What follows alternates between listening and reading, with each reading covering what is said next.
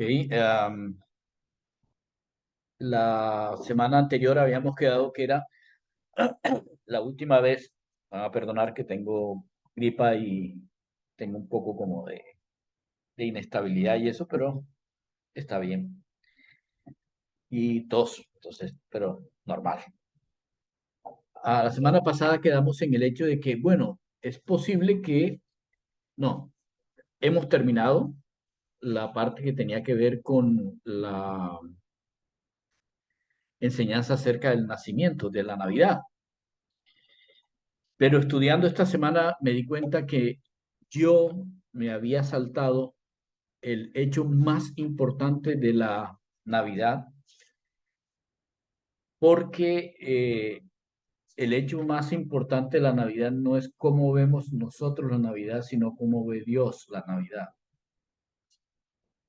Y yo me salté eso por muchas razones, pero una de ellas es porque como no se nombra tanto, sino una sola vez, no me di cuenta que me lo había saltado. Entonces quiero volver a eso. Por favor,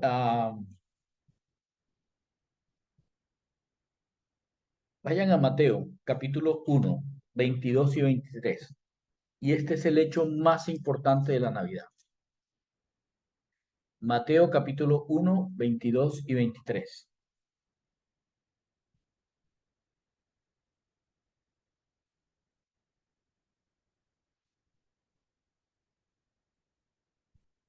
Es el relato cuando el ángel se le aparece a José en un sueño, ¿recuerdan? Y le dice, recibe a María, porque María, lo que hay en María es concebido por el Espíritu Santo. Y le dice que le coloque por nombre al niño Jesús, porque Jesús significa que Él salvará de los pecados.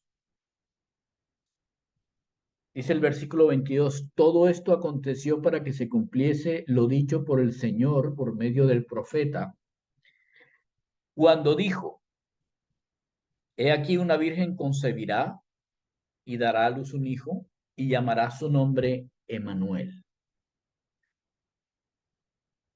Y esta es la parte más importante, la parte culminante, la parte realmente eh, sublime de la Navidad. Emanuel, Dios con nosotros. Eso es lo que significa Emanuel, Dios con nosotros. ¿Qué fue lo que sucedió cuando el Señor se aparece a María y le dice que va a quedar preñada de un bebé y que él va a ser el padre? ¿Qué fue lo que pasó en ese momento? En ese momento estaba cumpliéndose la profecía de Dios diciendo, yo estaré con ustedes. Ya no voy a estar solamente aquí en el cielo y me voy a aparecer, sino yo voy a vivir con ustedes. Si uno lee en Juan, la palabra que se usa de habitó es se hizo un tabernáculo con nosotros. Eso es lo que significa la palabra Emanuel. Dios dejó de ser el ente que era absolutamente espiritual para tomar una forma de hombre.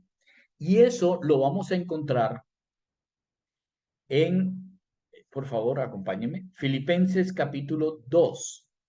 Y vamos a mirar bien lo que está diciendo aquí porque es supremamente importante. Es la parte más importante de la Navidad y que nosotros hemos olvidado, o por lo menos si no hemos olvidado y lo tenemos presente, nosotros no le hemos dado la importancia que esto requiere. Filipenses capítulo 2 desde el versículo 1.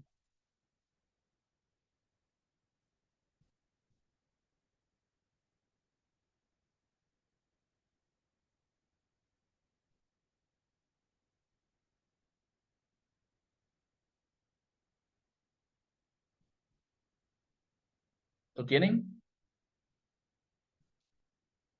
Sí, señor. Ok.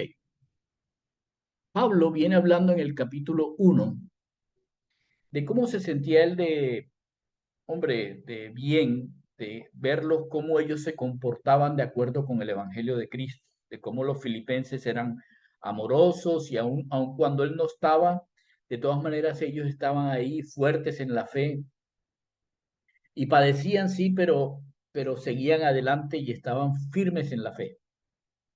Cuando llega el capítulo 2, el capítulo 2 empieza con un por tanto, y la palabra que aparece inmediatamente es un sí. Para nosotros en el castellano, el sí naturalmente, a ver, el sí naturalmente para nosotros es un condicional. Si se cumple algo, entonces pasa otra cosa. ¿De acuerdo? Pero en el griego, la palabra sí no solamente significa un sí condicional, también significa un cómo. Como ya yo sé todas estas cosas, entonces pasa esto. ¿Ok? Y este sí aquí es un cómo. Y les voy a explicar por qué. Dice, si hay, me están siguiendo, ¿cierto? Es muy importante que me sigan, por favor. ¿Sí me están siguiendo? Sí, señor. Ok. Si hay alguna consolación en Cristo, pregunta, ¿en Cristo hay consolación? Sí, señor. Ya lo vimos antes que Simeón dijo, Dios me dijo que yo iba a ver la consolación de Israel. Así que él sabía perfectamente que el Mesías era el consolador de Israel. Entonces la pregunta, ¿hay alguna consolación en Cristo? La respuesta es, Sí, Sí, señor. muy bien. Si algún consuelo de amor, ¿hay algún amor que no consuele? ¿Hay algún No, amor que no consuele? no. No, por tanto, no, ¿el no, consuelo está producido siempre por el amor? de Cristo, Sí, señor. Sí, ok, de entonces ya Cristo, llevamos dos sí. claro.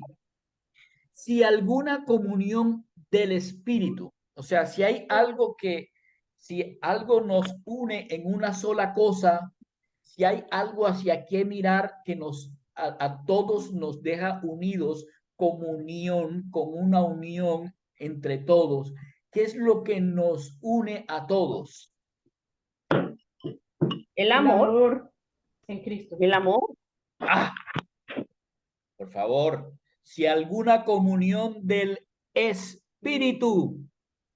Nosotros por el amor nuestro no nos comunicamos unos con otros y la prueba está en que las personas que más pelean son las que más se quieren. bueno, sí, eso es cierto. Entonces la única cosa que nos hace unidos, que nos comunica, que nos hace uno, es que todos tenemos el Espíritu Santo. Así que ¿hay alguna comunión por el Espíritu Santo o del Espíritu Santo? Sí, señor. Sí, señor. Ok. Sí, sí, Cuarto, hay afecto entrañable. ¿Qué es lo que es? El cuarto, ¿hay algún afecto entrañable, alguna misericordia, algo que salga de nuestro corazón hacia los demás hermanos que tenemos? Eso es algo natural, nos No, sale, no. no nos sale orar por los hermanos, no nos sale estar pendientes de Sí. ellos, no nos sale sí, estar en Por una... nosotros mismos, no. Esa es la obra del Espíritu Santo en nuestras vidas. Por eso antes dice que si hay alguna comunión del Ah, Espíritu. entonces sí. Sí, sí, sí. sí, sí. ¿Mm? Entonces, si todos estos sí, que podrían ser condicionales, tienen una sola respuesta y la respuesta es sí, entonces es porque hay consolación en Cristo. Hay consuelo que se da por amor. Hay comunión porque el Espíritu Santo está en todos nosotros. Y todos nosotros podemos manifestar la misericordia de Dios porque tenemos el Espíritu Santo. Así que en el versículo 1 está hablando de que como todo esto existe, como hay consolación en Cristo, como hay un amor que consuela, como hay una comunión en el Espíritu Santo y como hay un afecto desde la parte entrañable de nosotros que brota de nosotros hacia todos, como eso es una verdad, entonces el versículo 2 dice, completen mi gozo. Entonces, yo estoy gozoso de que ustedes están viviendo como cristianos, pero completen mi gozo. ¿Cómo completar el gozo? Dice, sintiendo lo mismo. Todos una cosa. Ujú. Escuchen bien lo que dice. 4 cosas dice. Sintiendo lo mismo, teniendo el mismo amor, un solo ánimo, una sola mente, un solo entendimiento, sintiendo una misma cosa. ¿No les parece que 4 se parecen a las 4 anteriores? Miren bien, la consolación en Cristo, sientan el hecho de ser consoladores. Y el Señor dijo, así como yo los he consolado, les dejo el Espíritu Santo para que consuelen.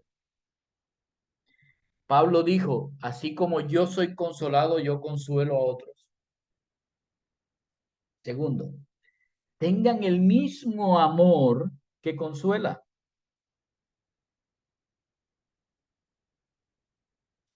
Tercero, estén unánimes, estén bajo un solo ánimo, bajo un solo espíritu, bajo una sola manera de ver y de pensar. Y cuarto, sientan una misma cosa, sientan la misericordia, sientan, tengan el afecto entrañable que establece la palabra misericordia.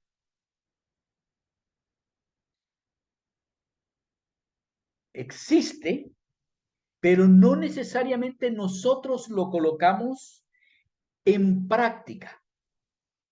Así que si queremos completar el gozo del Señor, que sería lo mismo de completar el gozo de Pablo, deberíamos nosotros ser consoladores, tener mucho amor para consolar, estar unidos unos con otros y ser misericordiosos unos con los otros.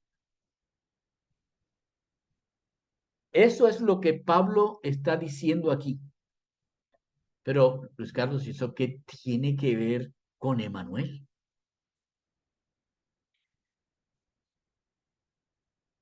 Ok, miren el versículo 5. Haya en ustedes este sentir que hubo. ¿Cuál es la palabra que sigue? También. También. Es que hay un también aquí. Esta es la palabrita que se me había pasado. Nosotros debemos tener una forma de vivir como la que nos ejemplificó el Señor Jesús, con la forma que también Él vivió, que también Él hizo. Y ese también implica el hecho de poder ser ejemplo nuestro y que nosotros lo pudiésemos ver. Pero para poderlo ver, tuvo que suceder algo, porque Dios era ese espíritu. Entonces, cuando el Señor Jesús cuando el Señor era el Señor, era el Hijo, el Dios Hijo, en el cielo, nadie lo podía ver. No podía ser nuestro ejemplo porque nosotros somos carne. Y aunque cuando fue creado Adán hablaba con Dios, hablaba con el Señor en una manera, en un cuerpo espiritual y hablaban en sus cuerpos espirituales, Cuando perdimos eso por Adán, por el pecado, nosotros dejamos de ver a Dios. Pero Dios un día le expresó a Adán: voy a enviar a mi hijo, nacido de mujer. Mi hijo, el que yo engendro, va a nacer de una virgen. Y su nombre se llamará Emmanuel, porque yo estaré con ustedes. Yo viviré con ustedes. Ustedes me van a ver.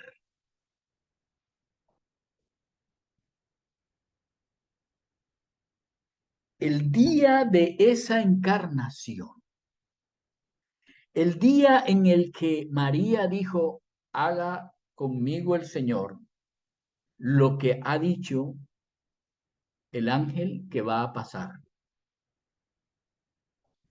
El día en que el Señor engendró al Señor Jesús, pasó esto. Versículo 6.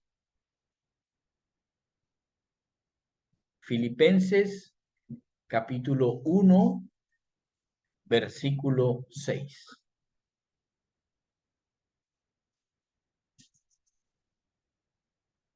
El cual, siendo en la forma de Dios. Esta morfos, que es la palabra, significa las características que identifican a alguien, específicamente ese alguien. ¿Ok? Entonces, la morfología de Dios es lo que Él era. No es algo que se veía, es que es siendo. El verbo es el verbo ser. Entonces es el verbo en el cual Él es de la forma de Dios, del ser de Dios. Dice: no estimó el ser igual a Dios como cosa a que aferrarse. Y ahora vamos a leer lo que significa la encarnación. Lo que para nosotros es la encarnación. Versículo 7. Se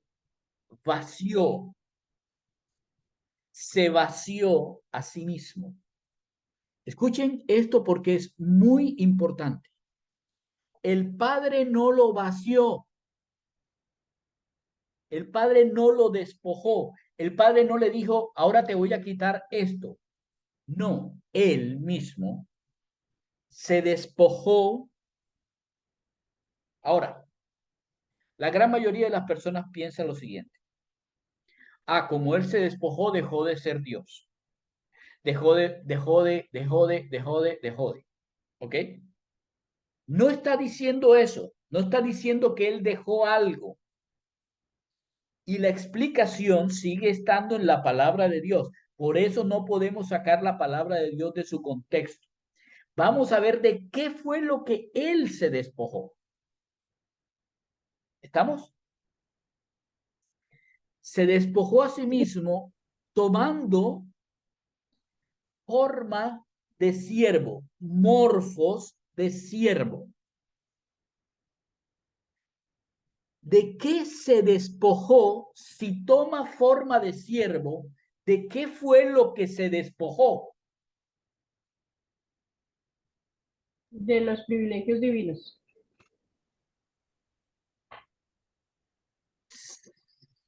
Y no.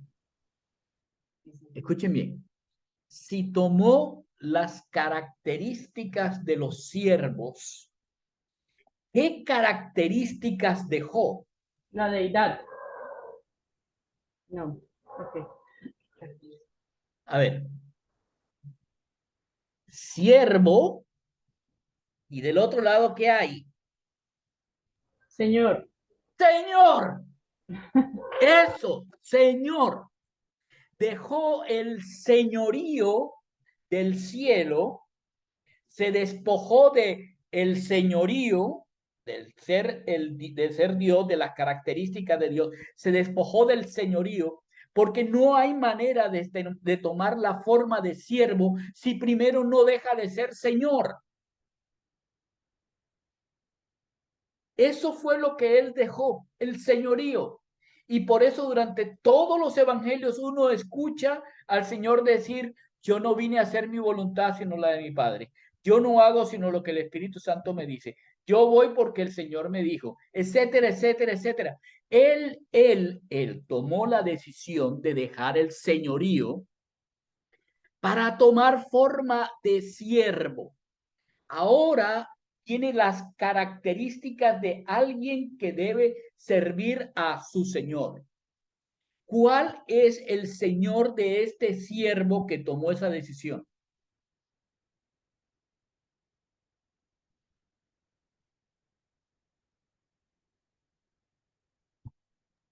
Cristo. No, escuchen bien. Dios. El Señor Cristo Jesús dejó su forma de Señor para tomar la forma de siervo. Entonces, si él tomó forma de siervo, tenía que servir a alguien. ¿A quién tenía que servir? Al Padre. Muy bien, Padre, sí. excelente, al Padre. ¿Por qué durante todo el Evangelio dice, yo he venido a hacer la voluntad del Padre, yo hablo lo que el Padre me dice, yo la? Porque ahora, como Él no está allá, el señorío le pertenece al Padre y Él es el siervo del Padre. Y por eso uno lee en todo el Antiguo Testamento cuando dice, ahí les envío a mi siervo amado, a mi siervo que va a cumplir perfectamente mi voluntad, a ese siervo en el que yo tengo contentamiento, al siervo y siervo y siervo y siervo y siervo. No porque Dios lo hubiera hecho siervo, sino porque él mismo se despojó. Cuando esta mórula en el vientre de María se hizo, empezó un siervo, el siervo más increíble que puede existir. Nunca más va a volver a pasar eso. El nacimiento, la Navidad que nosotros celebramos, es que Dios tomó un óvulo de una mujer, se despojó de su señorío para asumir la forma de todos aquellos que no son señores.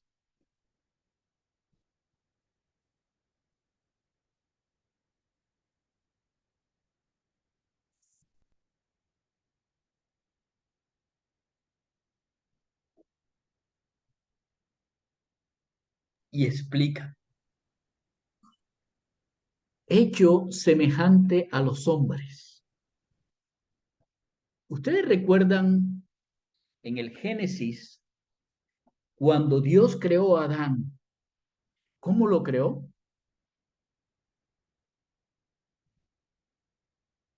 ¿Cómo creó a Adán? Tomando tierra, tomando un poco de tierra. Ah, Y creó a Adán a su, imagen y semejanza.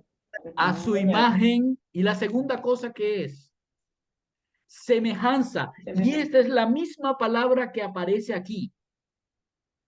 Cuando el Señor formó a Adán con ese polvo de la tierra y toda la cosa, lo hizo a su semejanza. Un cuerpo en el cual ese cuerpo podía ver el cuerpo de Dios o lo que de Dios se podía ver, el cuerpo de Dios. Tenía tan así que paseaba por el huerto y el hombre lo veía. Y ahora, en la Navidad, lo que celebramos es que el Dios Todopoderoso, el Señor, toma la decisión de asemejarse a la criatura que creó.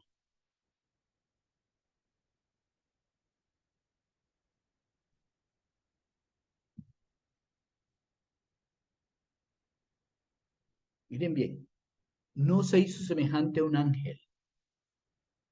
No se hizo con la forma de un ángel, no, que es otra criatura creada.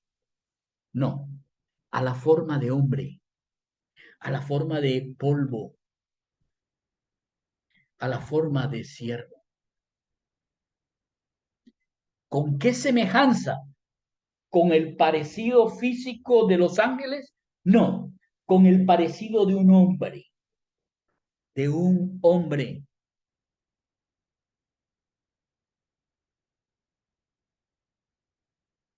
¿Cómo les parece? Pero ahí no acaba. Y dice que él se baja más todavía, se humilla a sí mismo, de nuevo, a sí mismo. Dios no lo humilla, ningún hombre lo humilla, él absolutamente, él toma la decisión de humillarse a sí mismo, haciéndose obediente.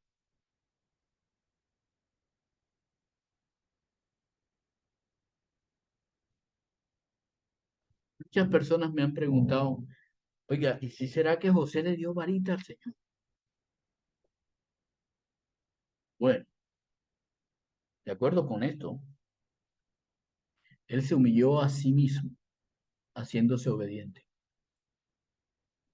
Desde que tuvo conciencia, él se hizo a sí mismo obediente a lo que Dios había establecido. Dentro de eso está honra a tu padre y a tu madre. Así que, si me preguntan si le dieron varita, yo no creo. Yo creo que él se hizo obediente a Dios. Y por ser obediente a su Padre Celestial, fue obediente a José y a María. Ah, pero entonces cuando se quedó, no, no fue desobediencia. Si ustedes ven y leen bien, se darán cuenta que ni María ni José le dicen que por qué fue desobediente. Lo que dicen es, te perdimos por un momento. Estábamos preocupados, como cualquier padre. Lo que dice el Señor es, en los negocios de, en los negocios de, en los negocios de Mi padre, mi Padre,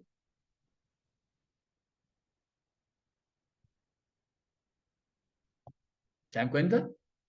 Ya con raciocinio, él ya sabía exactamente hacia dónde tenía que guiarse. Por eso las preguntas a sus 12 años. Hay preguntas que no podían contestar José. Los maestros de la ley sí. Ok, así que se hizo obediente.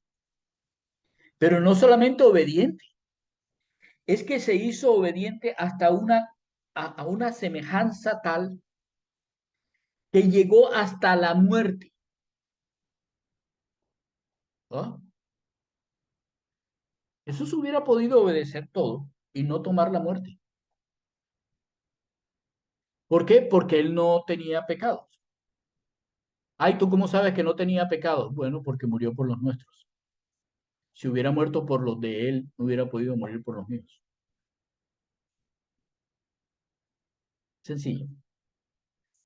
Pero el punto es que él se hizo obediente hasta el punto en el que el Señor Dios Padre le dice, hazlo, ve a la cruz. Pero, ¿puede pasar de mí esta copa? No, ves a la cruz. Padre, ¿alguna otra posible? Jesús, ve a la cruz.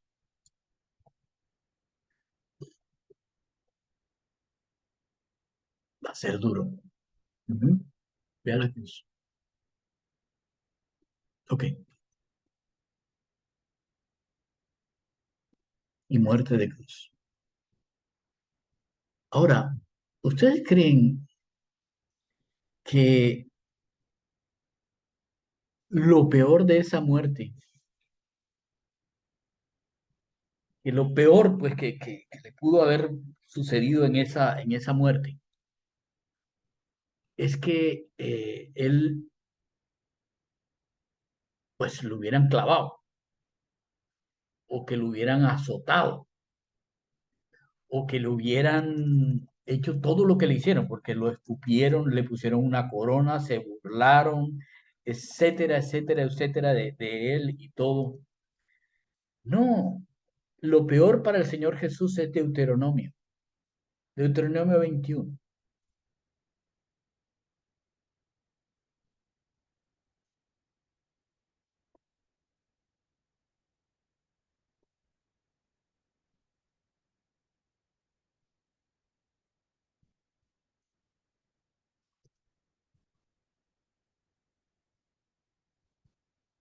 Si alguno hubiere cometido algún crimen digno de muerte, ¿cometió un crimen digno de muerte? No, No. Y lo hicieres morir y lo colgares en un madero, no dejarán que su cuerpo pase la noche sobre el madero. Sin falta lo enterrarás el mismo día. Porque escuchen esto que es algo terrible. Maldito, y yo busqué bien esta porción. Dice, maldito por Dios, específicamente maldito por Dios es el que es colgado. Y Dios dice, y no contaminarás tu tierra que Jehová tu Dios te da por heredad. Y si dice maldito por Dios, dice, Ojalá Elohim, que significa maldito por Dios. Eso era último, lo último. No solamente se despoja de su señorío, miren bien, no solamente se despoja de su señorío, no solamente asume características de siervo siendo señor, no solamente se hace pobre siendo rico, sino que se hace semejante a la criatura que lo negó, la criatura que quiso ser como él. Y no solamente se hace semejante a esa criatura, sino que además se humilla, se vuelve humilde, enseña la humildad de manera tal que él no teme sufrir, ser obediente. Y no solamente ser obediente, sino morir. Pero no solamente morir, es morir como un maldito de Dios.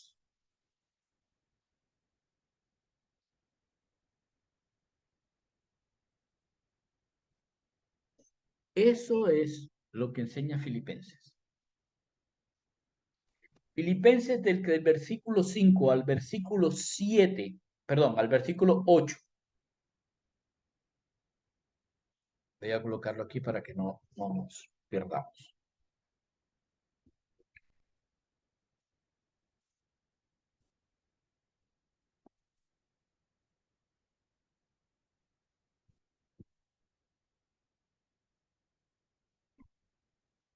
Del versículo 5 al versículo 8 nos dice lo que sucede, un cuadro de todo lo que es la vida del Señor Jesús, pero que empieza con un nacimiento.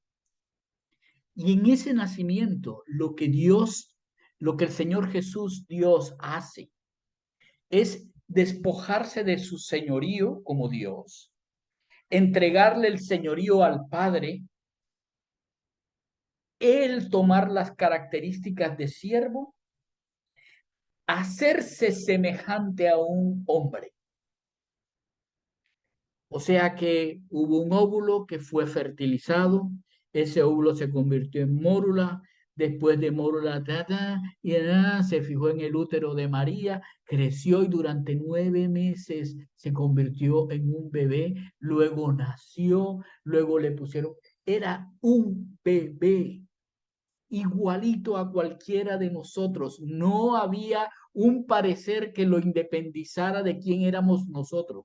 Y la única razón por la cual este bebé nació, esta gran e increíble situación es que es increíble situación de que todo un Dios hiciera semejante actitud solamente para lo que dice en Filipenses, que haya en nosotros el mismo sentir, la misma actitud, el mismo talante que él también vivió. Él también vivió. Así que volvamos. Como tenemos toda la consolación en Cristo, como nosotros tenemos el mismo amor del Señor que consuela y ayuda y está pendiente de los demás, como tenemos un Espíritu Santo que a todos nosotros nos une en uno solo, en un solo cuerpo, y un Espíritu Santo que motiva en nosotros el mismo amor entrañable que nos da la misericordia para con los demás. El Señor nos dice aquí que así como Él nació, como Él se despojó, nosotros nos despojemos. Nosotros nos despojemos ya no de aquella increíble manera de señorío, sino de la horrible manera del siervo que cree ser Señor. Que tengamos el mismo sentir de humildad que el Señor tuvo. Y por eso nuestra vida debe ser de acuerdo con el versículo 3. Nada hagan por contienda, nada hagan por vanagloria. Las dos cosas por las cuales nosotros todo el tiempo estamos luchando, todo el tiempo luchamos. Por contienda o por vanagloria, por lo que el otro tiene, por lo que el otro hace, por lo que el otro, o por vanagloria, porque yo quiero ser reconocido, porque yo soy importante, porque yo soy el que debe ser visto, porque yo. No, al contrario, con humildad, o sea, hagan todo con humildad. Y la manera de tener humildad es estimen a los demás.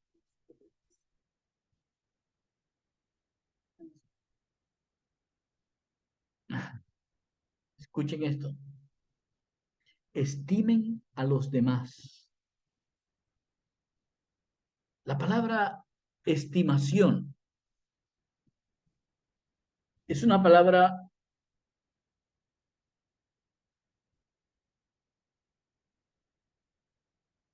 que se usa para diríjanse hacia.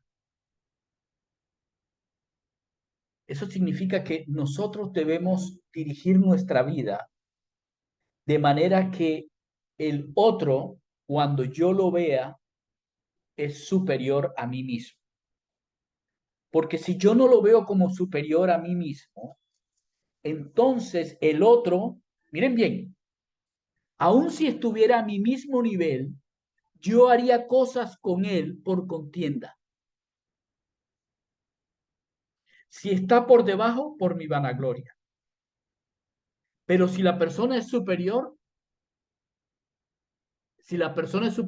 yo trataría de bajarla por mi egoísmo. Pero ¿qué fue lo que hizo el Señor?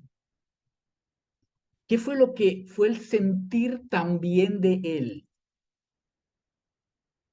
Que no miró por lo suyo, por quién era él, sino también por nosotros, que no éramos nada. Eso es el sentir del Señor Jesús.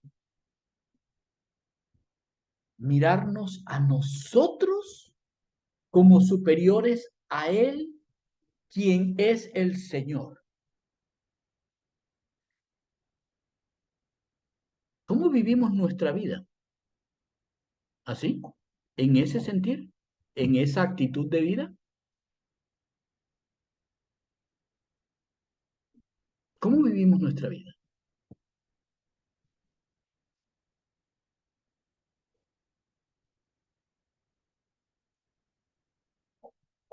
¿Nos hemos dado cuenta de quién es el que está con nosotros? ¿Hemos alcanzado por lo menos a vislumbrar lo que significa Emmanuel? Dios viviendo con nosotros. No te dejaré, no te desampararé. En las situaciones diarias nosotros estamos pensando como el Señor Jesús, que sabía que su Padre no te dejará, no lo dejaría, perdón, ni lo desampararía.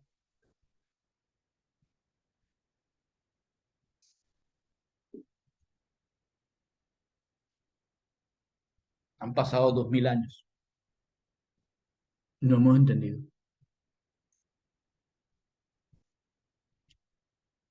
No porque el Señor no lo haya explicado. Lo explicó bien.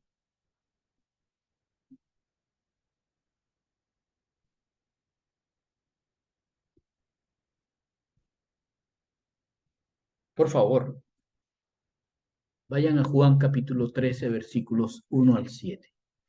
Y vamos a tomar la cena. Porque, carambas, tenemos que pensar como con el mismo sentir de nuestro Señor.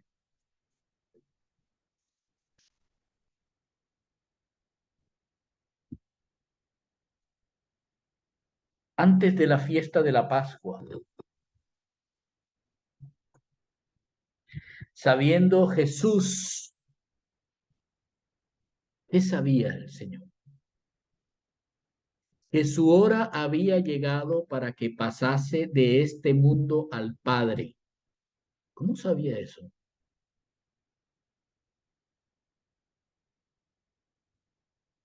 Como había amado a los suyos que estaban en el mundo, nos amó hasta el fin.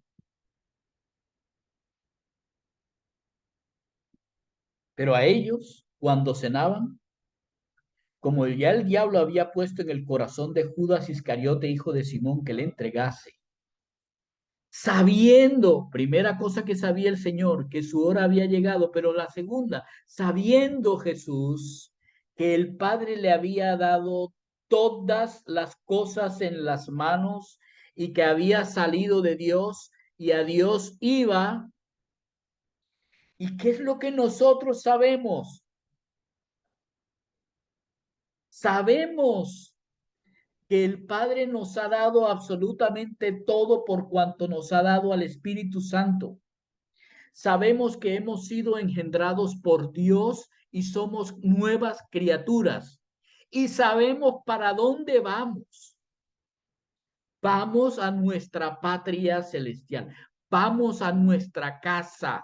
Vamos a donde está la casa de la familia. Vamos a donde nuestro Padre. Exactamente lo mismo que el Señor Jesús sabía en ese momento de su historia. ¿Qué hizo? Bueno, todo me ha sido entregado en las manos. Soy el Señor, soy el alma y ya me voy a morir ahora sí. No, miren. Se levantó de la cena, se quitó su manto, tomó una toalla, se la ciñó, puso agua en un lebrillo, comenzó a lavar los pies de los discípulos. Escuchen bien, comenzó a lavar los pies de los discípulos y a enjugarlos con la toalla con que estaba ceñido. Empezó a hacer el trabajo más bajo de los siervos que hay en una casa.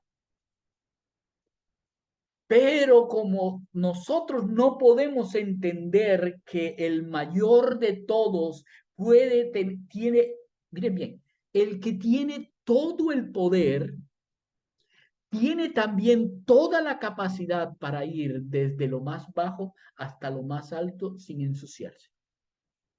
O de lo más alto hasta lo más bajo sin ensuciarse.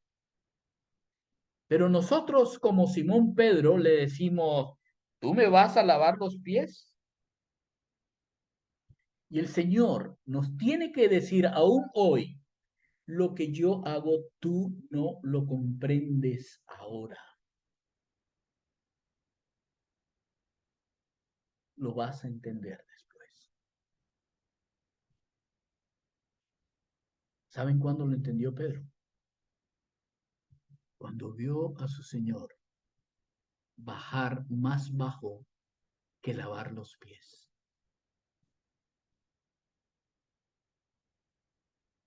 Estando en una cruz, siendo maldito por Dios y diciendo, Elí, Elí, lama sabactani. Dios mío, ¿por qué me has desamparado?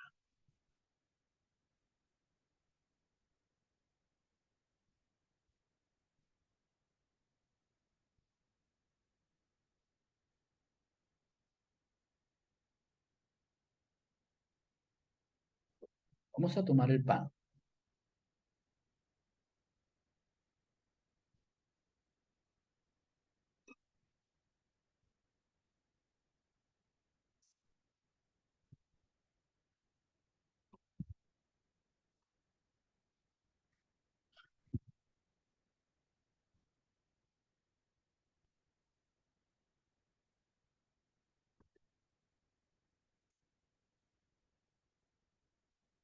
Vamos a tomar el pan.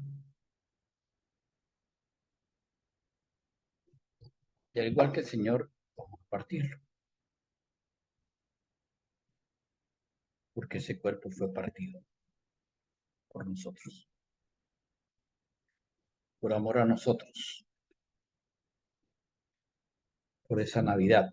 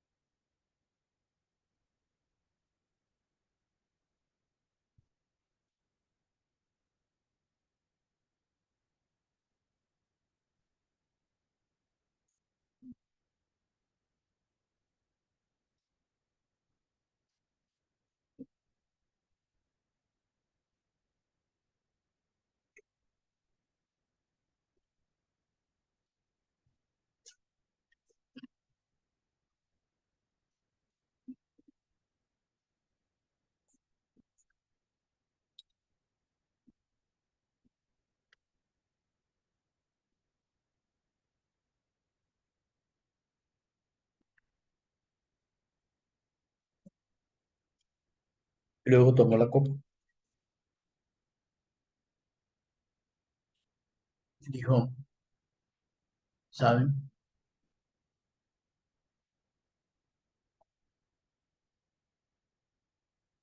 Yo les animo a que vivan humildemente, no por contienda, no por vanagloria.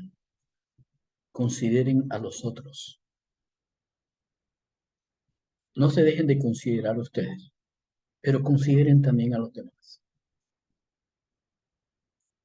como si fuera yo.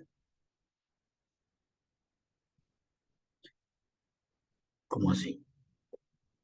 Perdón, ¿quién es superior a nosotros? ¿No es el Señor? Entonces, cuando nos dice como superiores a nosotros mismos, mira a los demás como mirarías al Señor Jesús. Es lo que dice. Y el Señor, cuando levantó la copa, le dijo a los discípulos, ¿saben por qué pueden hacer eso? porque este vino que vamos a tomar representa mi sangre, sangre de un pacto nuevo,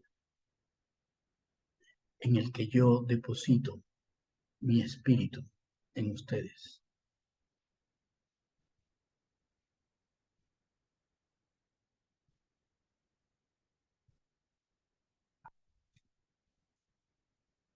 Y a partir de ese momento, dejó de ser Dios con nosotros para ser Dios en nosotros. Eso es la Navidad. Hermano.